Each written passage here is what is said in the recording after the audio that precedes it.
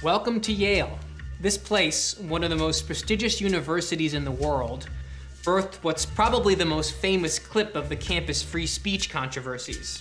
Early results from a trial at Oxford University suggest the experimental vaccine is both safe and effective. For more on this, let's turn to Dr. Howard Foreman. He is a professor at Yale University and a practicing physician. Dr. Foreman, thanks for being with us here today.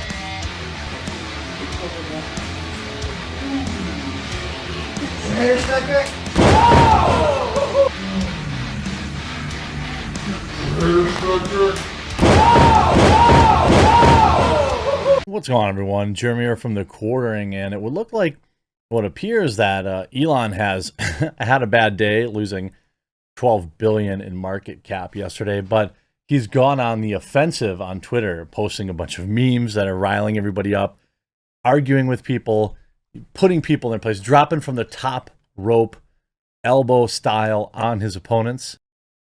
And he's got, he's got the media seething. You can see this article from this morning. Elon Musk proves once again that the rules don't apply to him.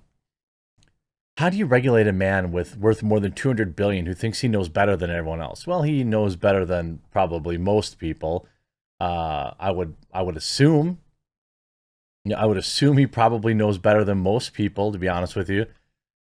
He's once again proven he'll do things his own way, announcing Friday that his deal with Twitter is on hold.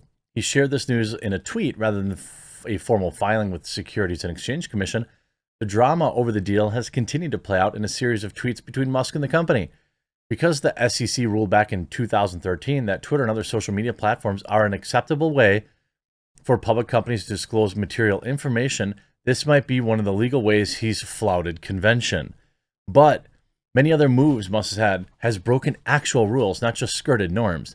Yet none of it has slowed him down, nor changed his behavior. Ooh, that's just so fur. The financial penalties that regulators or business partners might put in place mean little to someone as wealthy as Musk. He's walking, tweeting proof that normal rules don't apply to the ultra-rich if they choose to ignore them. Well, I mean, I suppose you're fine with it when, Mr. George does whatever he wants to do. You're fine when Bezos does whatever he wants to do. You're fine with Ted Turner doing whatever he wants to do. You're fine with Oprah doing whatever it is she wants to do. But you pretend that suddenly Elon Musk is some sort of existential threat that we must all fear. And you see this. If Elon walks away from his deal, he could face a legal nightmare. This is from Insider, which is a trash outlet, beginning to end. And the media celebrating. Musk loses $12 billion in a day as he tweets politics and slams the ESG. Well, he did get screwed. Elon Musk spent Wednesday on Twitter Inc. announcing his political switch from Democrat to Republican, trashing the ESG, and replying to several users of the social media website he had agreed to buy.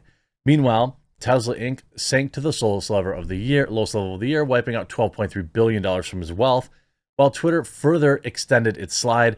All told, Musk lost $49 billion since launching his bid for Twitter last month, partly as the wider market tumbled and some investors in Tesla grew concerned over how he'd fund his offer to the social media giant. Well, I mean, the overwhelming reason that you're seeing this market dip is not because Elon's getting owned. It's because because we're headed into a recession. I mean, the market has been peeling back for quite some time. And then you have this situation where Elon tweets Exxon is rated top 10 best in the world for environment. ExxonMobil, okay? Social and governance by S&P 500. While Tesla didn't make the list. ESG is a scam and it has been weaponized by phony social justice warriors. Well, he's not wrong. In a separate tweet, Musk said he'd supported Democrats in the past because they were mostly the kindness party, but now has changed his mind. They've become the party of division and hate, so I can no longer support them and will vote Republican. Again, I wouldn't argue, against what he's saying. Both parties do plenty of dividing and hatred, but then we have a couple of different conversations. We have Howard Foreman. I don't know why people do these parentheses. I don't really understand it, but he is a Yale former Senate staff, and he has some tiny podcast, okay? And when you are explicitly, okay, so Elon tweets, political attacks on me will escalate dramatically in coming months. Then Howard Foreman says, when you are explicitly political, you should expect people treat you as such. Which part of that is confusing to you? Like the very condescending, hilarious response. Then, of course, Elon actually replies directly to him and says, I'm not surprised at all. That was to inoculate the public. As a prominent woke advocate, you should understand that. Yale is the epicenter of the woke mind virus attempting to destroy civilization. I mean, he is out throwing bows. And then he had this David Rothschild, which is, hilarious. A Rothschild is out here talking about how mean words are happening to him on the internet. I insulted Elon Musk yesterday on Twitter. Okay, so full stop. You insulted him. Okay, so you started it. There are so many of these clowns that are like, oh man, like I punched this beehive and all these racist bees came out and stung me. It's like all this insanity. Okay, so again, you admit to insulting him. Then, so far, the next 24 to 48 hours, there will be, for the next 24 to 48 hours, there will be hundreds of replies drowning out whatever I say with something witty like, shut up, Jewish man, fulfilling Elon's vision of free speech. So no actual evidence of that at the time of this tweet. Fulfilling Elon's vision of free speech utopia where anyone who speaks truth to power is drowned out with hate. Oh, you are, again, David Rothschild, white man, talking about privilege.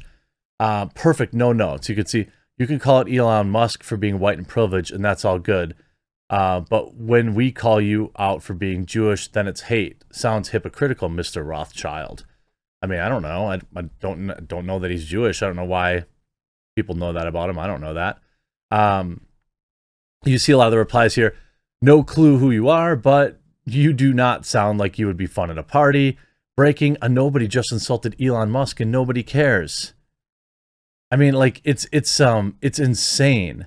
And then earlier today, now you see just Elon not even caring, right? Like tweeting out this one, ladies, mansplaining is short for man explaining. And then, of course, the bots.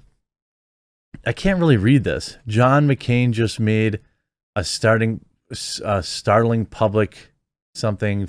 I can't really read what this is. I don't know if I'm supposed to be able to read this. But then him saying, what? It's all bots? A Twitter board saying, always has been. And him retweeting, daily reminder that your brain on Twitter is being hijacked by an algorithm designed to do one thing, maximize engagement. The most efficient way to do that is through anger. That's also true. And you see, unless it is stopped, the woke mind virus will destroy civilization and humanity will never reach Mars. I think he's just, having a laugh at the expense here.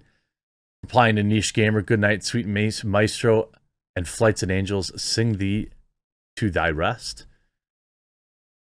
Talking about a true genius. I think Elon's pretty pissed today. Declaring himself a Republican, or at least that he would vote Republican, has people freaking out. The stock market is not doing well, and it will continue to not do well. And people will continue to go after Elon because that's what they do.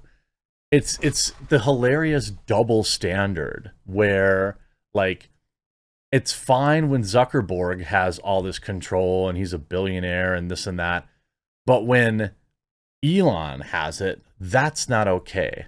And so anybody kind of pushing that message is always you should be like wary of.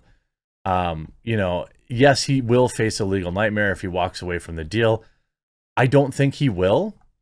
I think that he, wants to fix Twitter, and I think that he may not be able. He may not have the resources to deal with whatever it is Twitter thinks they're doing here, because we're going to find out about these bots one way or another, whether or not whether they force the deal through, or whether Elon, and when Elon divulges it, or they have to divulge it before the purchase. We're going to find out just how many bots there are on Twitter, and I guarantee you it's a lot higher than 5%, and people are scared. And this is what scared people look like. The removing of Tesla from the ESG seems purely political to me. It seems like a way to try and control or silence him, and there's a whole lot of reasons for that. And this is the kind of stuff you should be paying attention to. I hope you enjoyed this video. We'll talk to you again real soon.